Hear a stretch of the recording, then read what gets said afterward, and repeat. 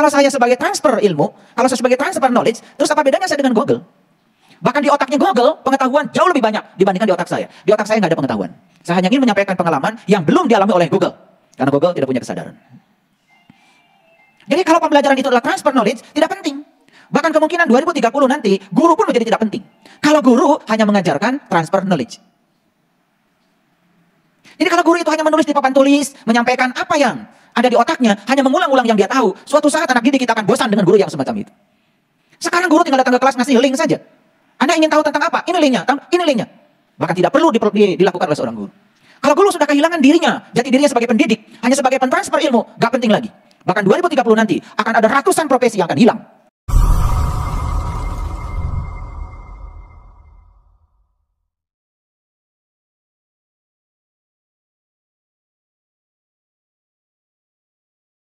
Saya pastikan siapapun yang datang ke tempat ini dengan segala permasalahan hidupnya, dengan seluruh pertanyaannya, insya Allah judul ini akan bisa menjawab, walaupun tidak dipersiapkan. Itulah perbedaan kalau kita mengaji ilmu hakikat dengan ngaji ilmu syariat. Ilmu hakikat itu universal. Apalagi ketika kita sudah memasuki dimensi energi, dimensi frekuensi, dimensi vibrasi. Karena kita sadar bahwa sesungguhnya ya, yang tinggal di tubuh kita yang berbeda ini sebetulnya adalah energi yang sama. Yang tinggal di tubuh kita yang berbeda ini sesungguhnya adalah ruh yang sama. Cuma yang membedakan adalah jiwa kita masing-masing. Ruh yang sama, tetapi yang membedakan adalah jiwa kita masing-masing. Allah dan Rasul sejati yang ada pada diri kita sama. Cuman yang membedakan adalah jiwa kita masing-masing. Itulah diri pribadi kita yang sesungguhnya. Itulah diri pribadi kita yang datang ke semesta berulang-ulang untuk menyelesaikan 3 persoalan. Kenapa kita datang di sini? Pasti ada utang karma kita yang harus diselesaikan di kehidupan masa lalu. Kenapa kita datang lagi ke sini? Pasti ada jalan bengkok yang harus diluruskan di kehidupan yang sekarang. Kenapa kita datang lagi ke sini? Pasti ada pekerjaan yang belum selesai di kehidupan yang dulu yang harus kita rampungkan di kehidupan yang sekarang. Oleh karena itu, sadari akan 3 tugas itu selalu, maka kita akan selalu memiliki kesadaran untuk tetap bisa menerima apapun yang datang dalam kehidupan kita ya, dengan cara yang sangat terbuka. Dan itulah ciri orang yang beriman. Karena iman itu artinya terbuka. Orang yang beriman itu adalah yang sudah terbuka. Terbuka berarti dia sudah tidak terjebak oleh dualitas kehidupan. Dua-duanya dia bisa lampaui. Nah, orang yang belum terbuka masih memilah dan memilih dalam kehidupannya, masih mencengkram pada yang dia ingin, masih menendang pada yang dia tidak ingin, itu artinya bahwa dia belum selesai dengan dirinya sendiri. Itu artinya dia masih dalam keadaan tertutup. Tertutup bahasa Inggrisnya adalah kafir. Bahasa Arabnya adalah kafir. Jadi orang kafir itu bukan orang yang berbeda keyakinan dengan kita. Jangan-jangan yang masih tertutup itu adalah diri kita. Bahkan kita merasa bangga, ya, merasa bangga dan sombong dengan keyakinan yang kita anut, sementara kita tidak bisa menunjukkan kebenaran dari keyakinan kita sendiri dalam wujud akhlak yang mulia. Sesungguhnya kita pun masih perlu dipertanyakan keyakinan. Saya sangat setuju dengan kata-kata bijak seorang pemenang hadiah Nobel tentang perdamaian. Ketika beliau ditanya, apa agama terbaik menurut Anda? Dan beliau mengatakan agama terbaik adalah agama yang bisa mengantarkan pemeluknya menjadi lebih baik. Lantas kemudian agama Anda apa? Dia mengatakan agama saya adalah cinta. Jadi beliau ya sudah tidak menyebut nama-nama agama yang ada di semesta ini, tapi beliau sudah keluar dari semua itu dan mengatakan bahwa agama saya adalah cinta. Mungkin bagi orang awam, wah itu agama baru lagi tuh. Agama apa? Ada agama cinta. Beliau sedang menunjukkan kepada dunia bahwa sesungguhnya inti sari semua agama adalah cinta. Inti sari semua agama adalah cinta kasih. Jadi sangat lucu ya kalau orang beragama kemudian masih suka merendahkan orang lain. Orang beragama masih suka merendahkan keyakinan orang lain. Orang beragama masih merasa seakan-akan dialah yang mengkooptasi Tuhan. Lalu seakan-akan orang lain tidak berhak atas Tuhan yang sama. Itu kan kelucuan yang perlu kita renungkan. Oleh karena itu, mari kita masuk pada kajian kita yang sangat luar biasa ini. Saya akan cerita tentang satu pertanyaan.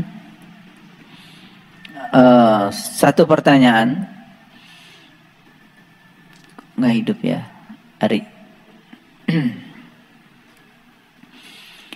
Pertanyaannya adalah, apa sesungguhnya boneka itu? Karena judulnya kan ini boneka. Sekarang kita sudah kenal boneka macam-macam kan? Betul? Bahkan boneka mulai dari yang harganya murah sampai boneka yang harganya paling mahal.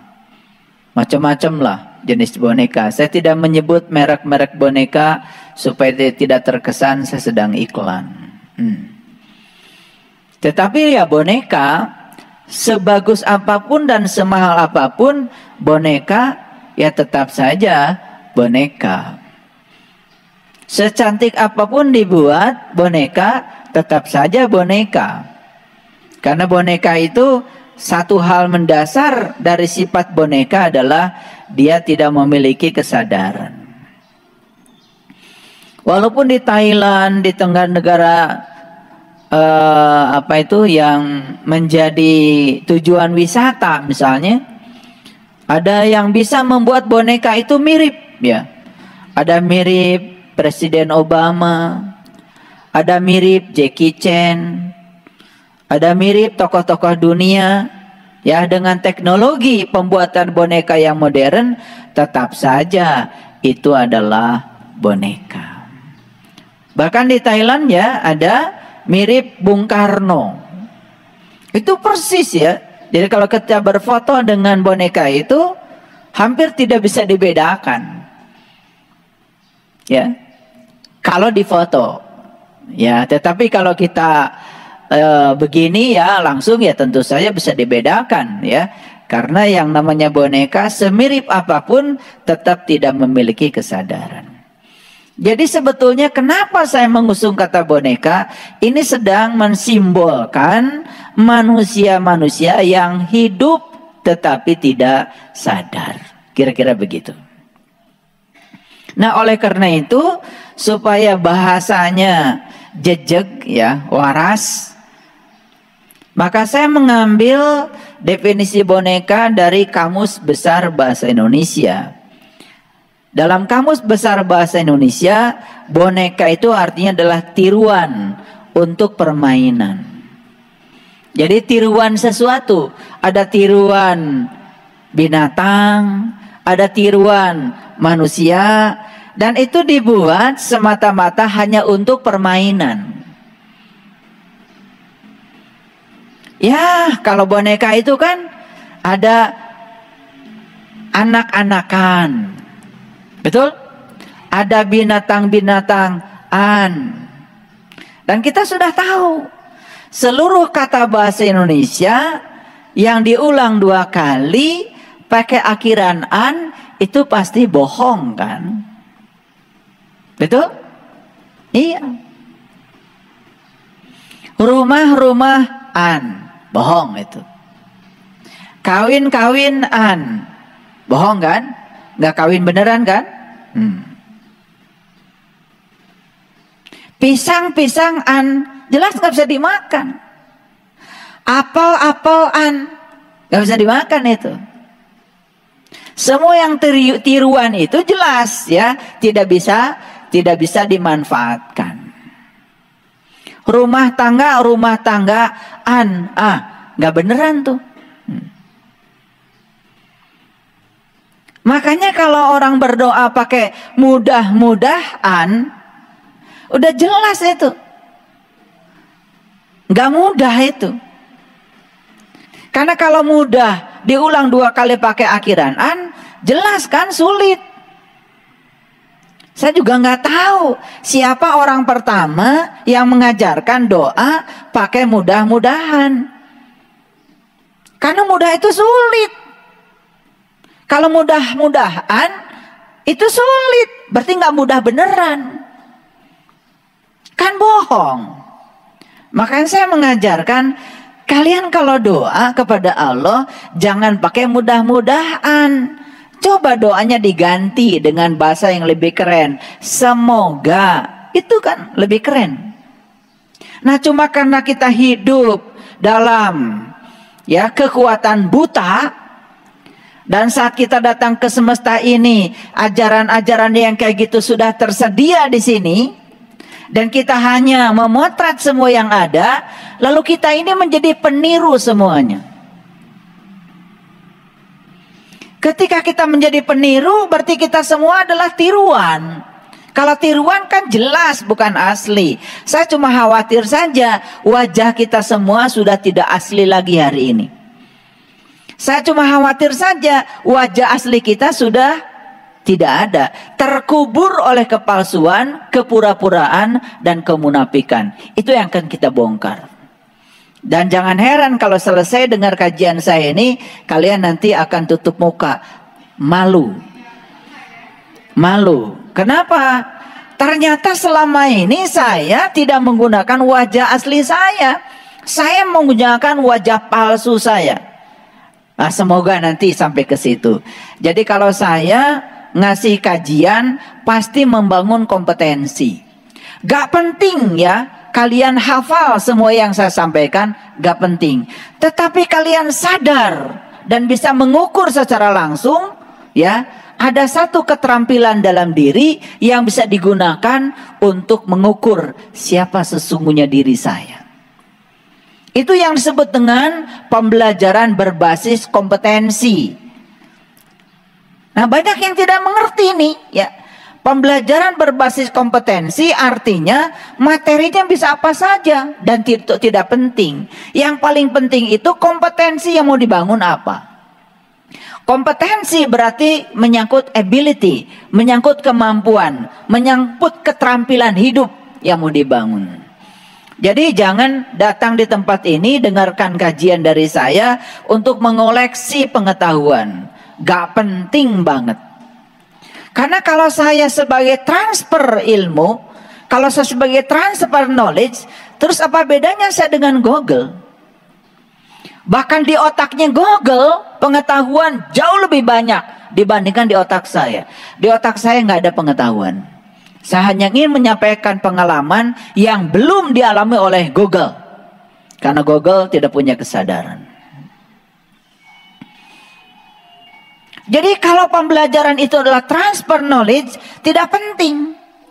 Bahkan kemungkinan 2030 nanti, guru pun menjadi tidak penting. Kalau guru hanya mengajarkan transfer knowledge.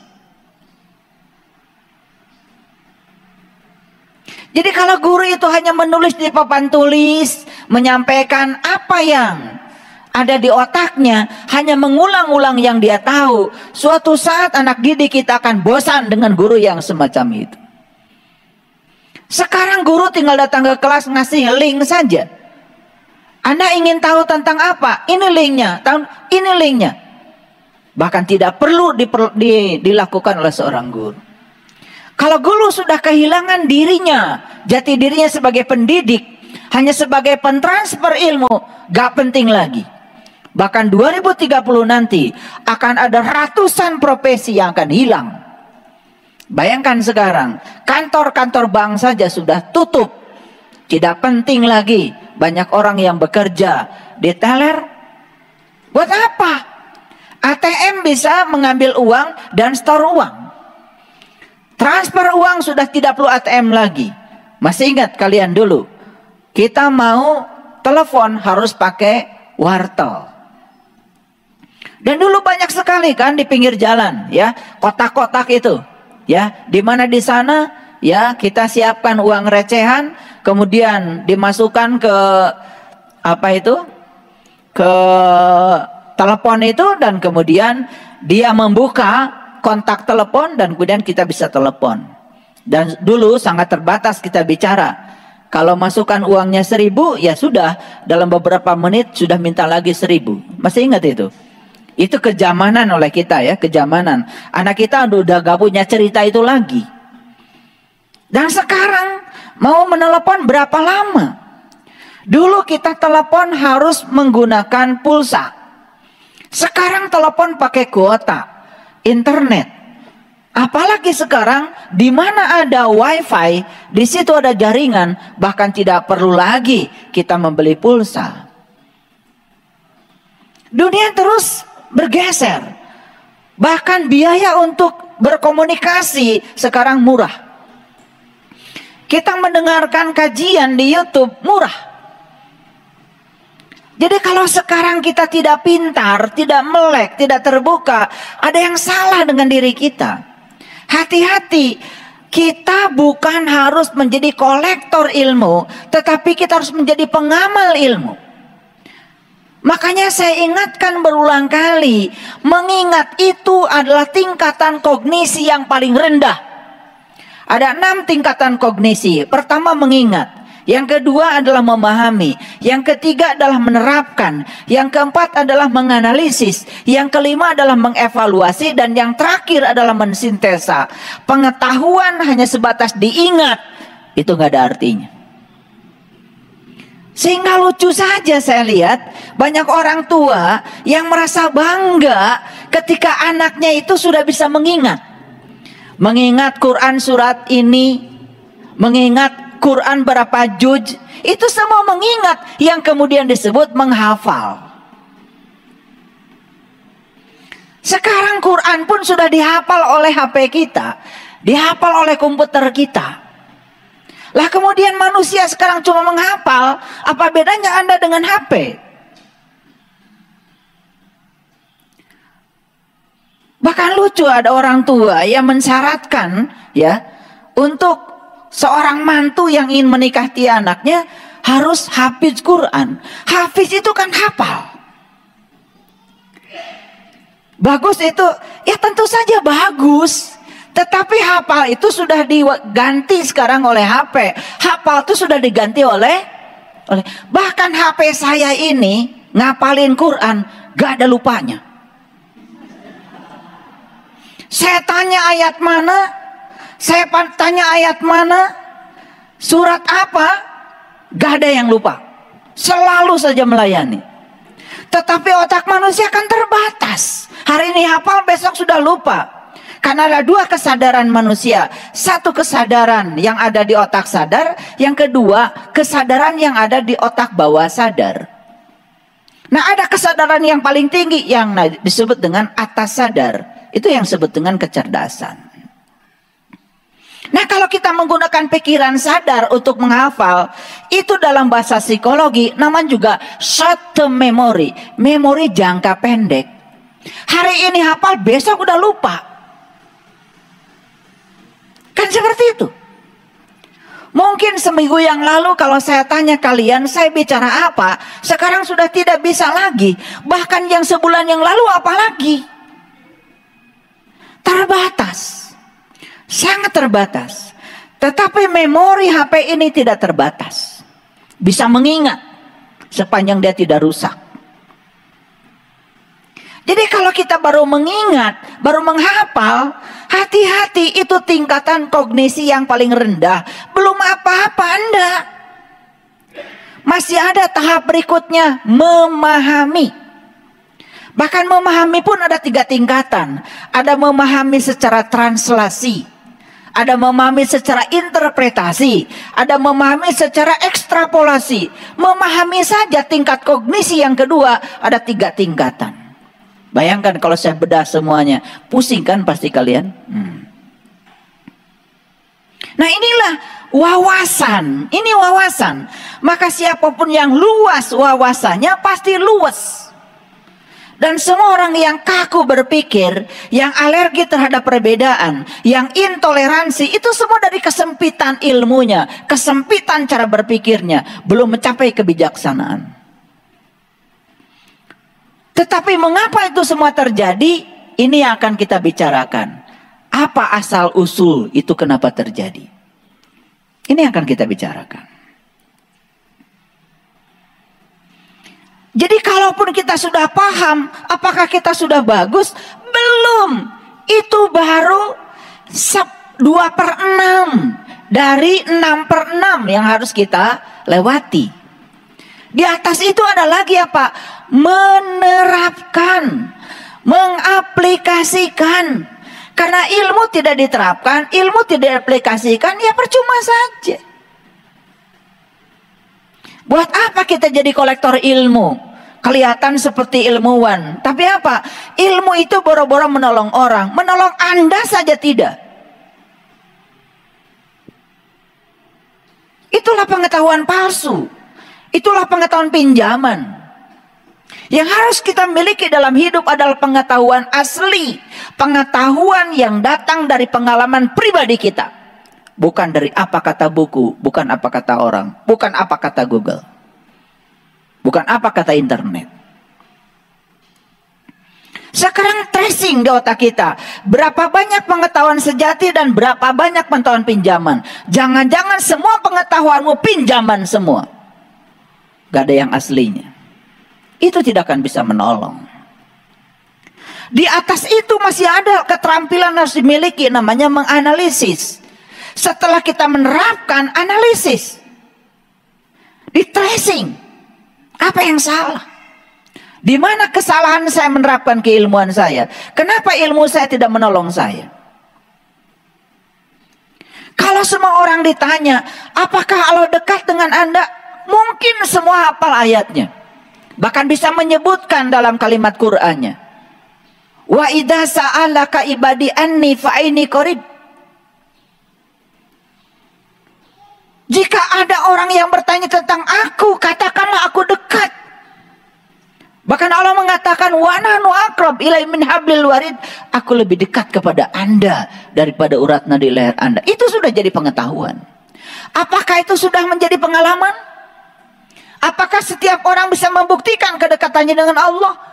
Apakah setiap orang bisa merasakan kehadirannya? Apakah setiap orang sudah bisa menyaksikan Dia yang maha dekat dengan dirinya? Karena tidak pernah bertanya, tidak pernah ada analisis di sini. Apalagi tingkatan yang kelima, mengevaluasi. Lah kalau sudah evaluasi, kan sudah menilai. Makanya disitulah akan terjadi yang namanya metakognisi. Kita bisa jujur pada diri kita sendiri. Dan tingkatan yang paling tinggi adalah mensintesa. Mensintesa berarti kita sudah mencipta. Jadi pengetahuan mendorong kita bisa mencipta. Anda punya pengetahuan tentang garam. Anda punya pengetahuan tentang gula. Anda punya pengetahuan tentang segala macam jenis bumbu-bumbu. Tetapi buat apa kalau Anda tidak bisa memasak? Buat apa? Buat apa kalau itu tidak disintesa? Buat apa?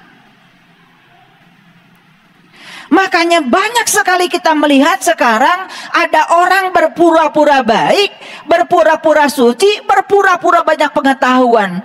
Tetapi digores saja sedikit, binatang di belakang tubuhnya langsung keluar.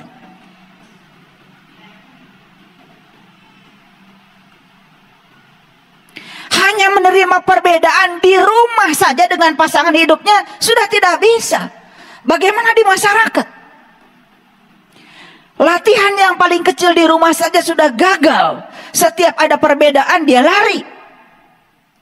Karena dia pikir yang terbaik bagi dia adalah yang ada di pikirannya, bukan yang ada di kenyataan hidupnya.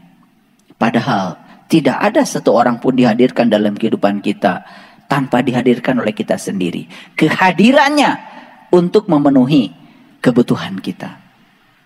Orang yang tidak sabar butuh kehadiran orang-orang yang tidak sabar. Karena ketika dia dihadirkan yang tidak sabar, kesabarannya akan naik kalau dia bisa menggunakannya. Orang yang tidak baik perlu kehadiran orang-orang yang tidak baik. Karena orang yang tidak baik bisa mengantarkan dia menjadi lebih baik. Kenapa? Ketika dia bisa menggunakan orang yang tidak baik sebagai teladan untuk tidak dicontoh. Kan semua bagus-bagus saja kok dalam hidup. Yang bermasalah kita ini adalah pikiran kita sendiri. Nah, kalau saya jelaskan seperti ini, mungkin akan sangat, wah, begitu ya.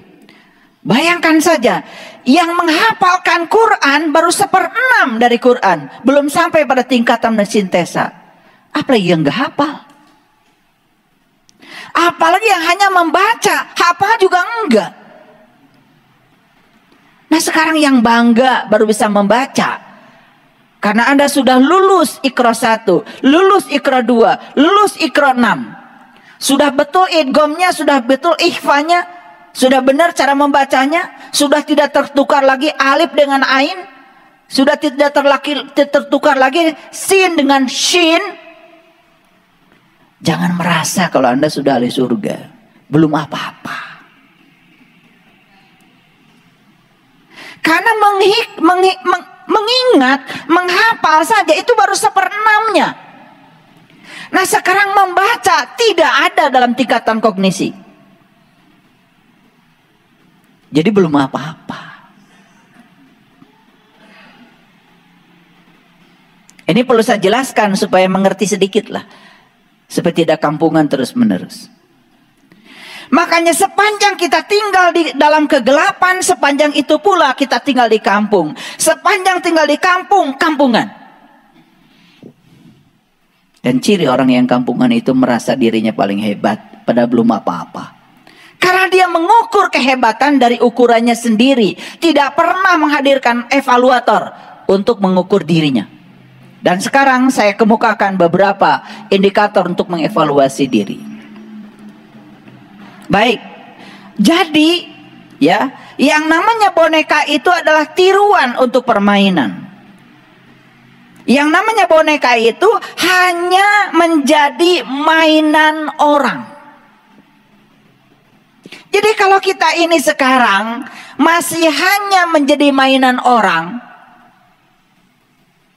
orang ngomong bagus kita senang, orang ngomong buruk kita tidak senang.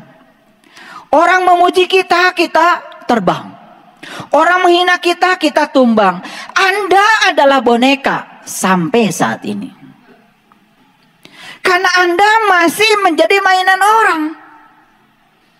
Sepanjang kita membiarkan diri kita menjadi mainan orang, sepanjang itu Anda boneka. Dan semua yang bisa dipermainkan berarti lemah. Makanya saya berulang kali mengatakan pada istri saya, kalau kita masih ditipu dalam hidup kita, jangan marah. Itu hanya indikator bahwa kita masih bodoh.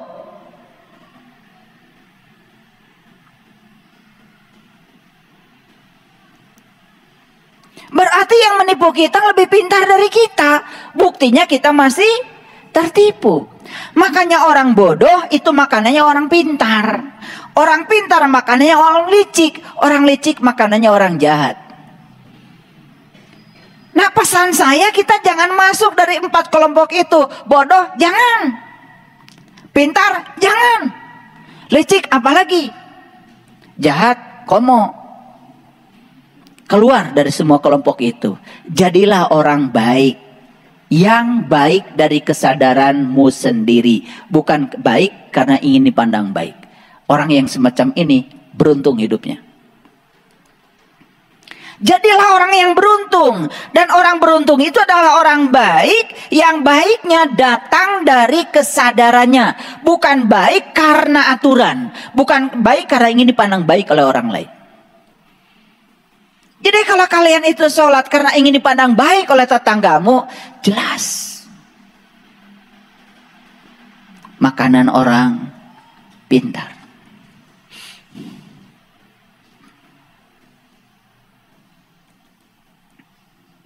Sepanjang kita bodoh akan menjadi makanan orang pintar. Bagaimana kalau kita pintar akan jadi makanan orang licik?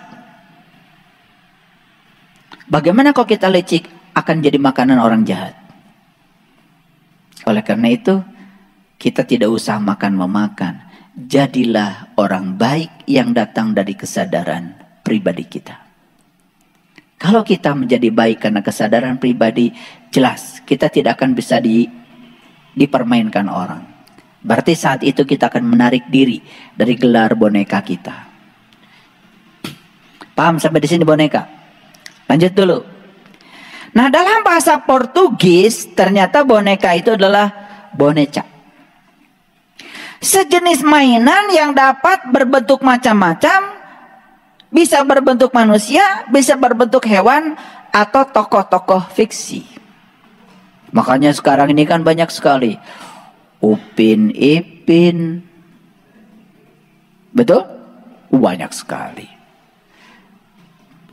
Iron Man, Batman, betul? Superman, macam-macam. Bahkan merchandise-nya itu udah luar biasa. Begitu anak kita lahir ke dunia, kemudian dia mulai pegang HP, dia mulai kenal tuh berbagai macam tokoh-tokoh boneka itu. Dan dianggap oleh anak-anak kita seakan-akan itu adalah tokoh beneran, bukan tokoh fiksi. Maka jangan heran sekarang anak-anak ditanya, kalau besar pengen jadi apa? Pengen jadi Batman. Kalau kamu besar pengen jadi apa? Pengen jadi Iron Man. Betul? Jangan heran kita yang ngajarin. Itulah kekuatan buta dari lingkungan yang sangat mencengkeram. Hampir tidak ada ruang bagi anak-anak kita yang terlahir ke semesta ini untuk menjadi diri mereka sendiri. Yuk kita buktikan sekarang. Nah, sekarang kembali lagi dulu pada istilah boneka. Jadi boneka itu hanya mainan. Jadinya boneka itu dipermainkan. Hanya mainan. Nah, apakah kita ini hanya mainan? Apakah kita bisa dipermainkan? Ya tergantung kita. Mau apa tidak dipermainkan. Karena banyak orang yang mau dan mengizinkan dirinya dipermainkan. Dipermainkan orang. Karena kita sering mengizinkan menjadi orang. Setuju?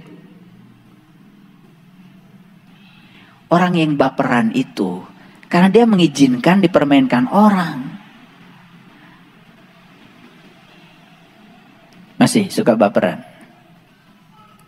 Tersinggungan.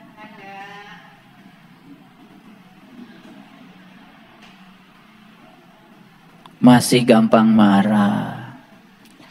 Sudah saya jelaskan di kajian sebelumnya, kalau kita marah pada orang, sebetulnya orang ini hanya sebagai cermin yang sedang memproyeksikan bahwa dalam diri kita masih ada kemarahan.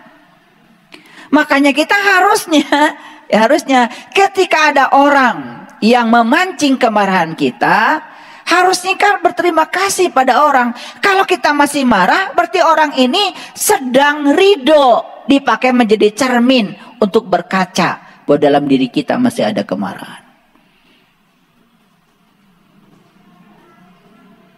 Tetapi berapa banyak orang yang sadar sebetulnya ketika orang memancing kemarahan kita, dia sedang menyediakan diri sebagai cermin. Banyak yang tidak sadar. Lalu inginnya marah, inginnya meluapkan kemarahan, dan dia seakan-akan merasa puas ketika dia bisa marah. Padahal yang sedang dipuaskan bukan dirinya, egonya saja. Dirinya tidak terpuaskan. Diri sejatinya tidak terpuaskan. Yang sedang dia puaskan tuh egonya, diri palsunya. Makanya diri palsunya semakin menguat. Berarti dia semakin jelas menjadi palsu. Yang palsu kan boneka. Kan ada tuh negara ini bonekanya negara ini. Kan ada yang begitu kan? Ada gitu kan? Oh, si A ini hanya bonekanya si ini gitu kan? Ada begitu kan? Nah, kita kan sering menggunakan istilah boneka dalam terminologi yang lebih luas lagi. Artinya siapapun yang mengizinkan dirinya dikendalikan oleh pihak luar itu masih boneka. Mungkin Bapak Ibu, para sahabat semua sampai penjelasan boneka ini belum merasa kalau kini boneka. Belum memang. Nggak apa-apa. Nah, pertanyaannya apakah manusia dapat dijadikan boneka? Tergantung manusianya. Apa yang dapat menentukan dia boneka atau tidak boneka? Kesadarannya manusia. Semakin rendah Anda punya kesadaran, semakin mudah dibonekakan orang lain. Semakin mudah dipermainkan orang lain. Semakin mudah digunakan oleh kekuatan buta di luar Anda. Tapi semakin tinggi kesadaranmu, semakin bingung orang lain mau menggunakan Anda sebagai boneka.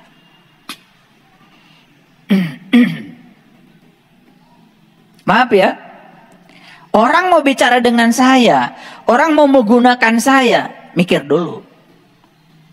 Kenapa? Karena saya ini, mohon maaf ya, tidak bisa melakukan sesuatu demi orang, demi kesenangan orang.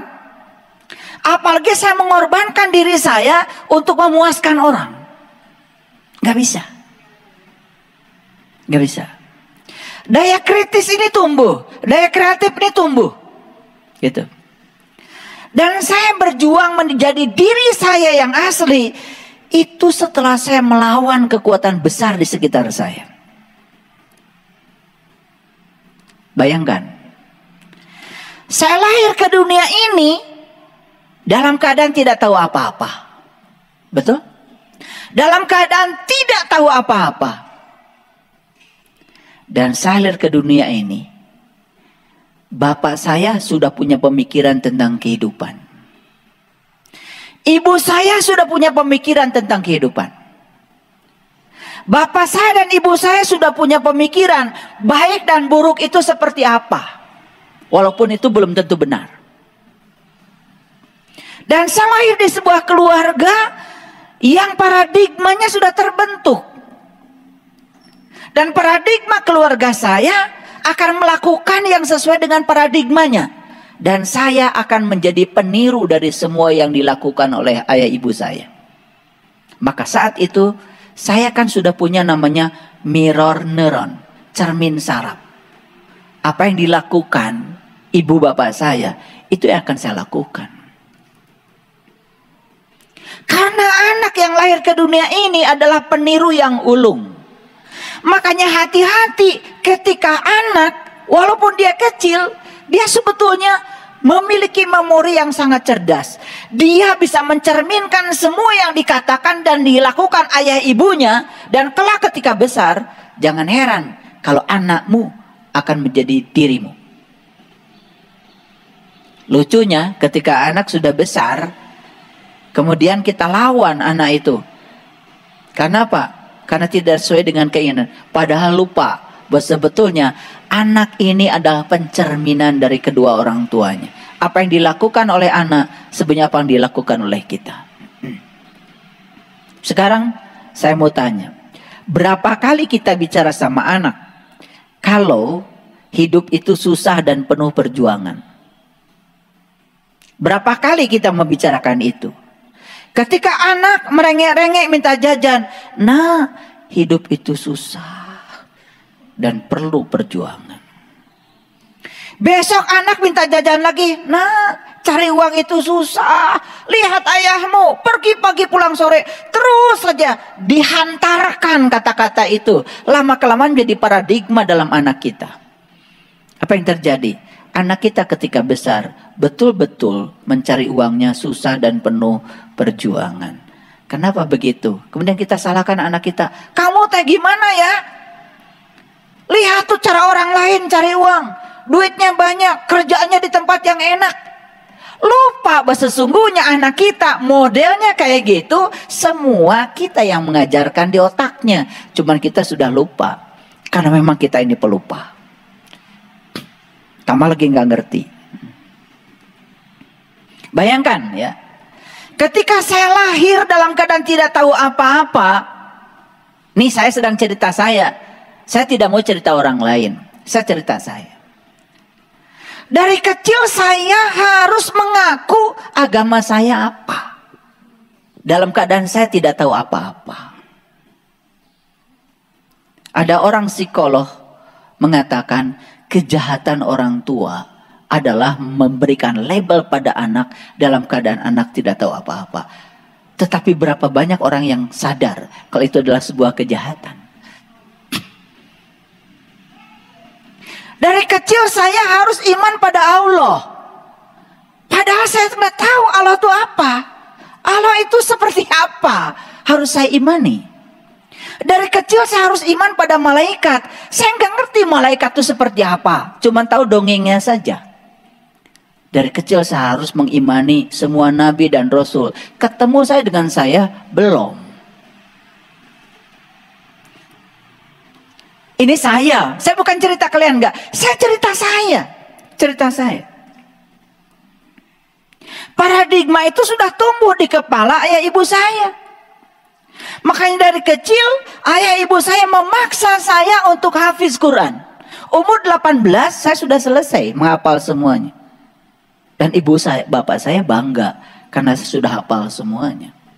Karena bagi ibu bapak saya saat itu, kalau anak hafal Quran, lucu. Dan pasti masuk surga. Karena di otaknya sudah ada paradigma.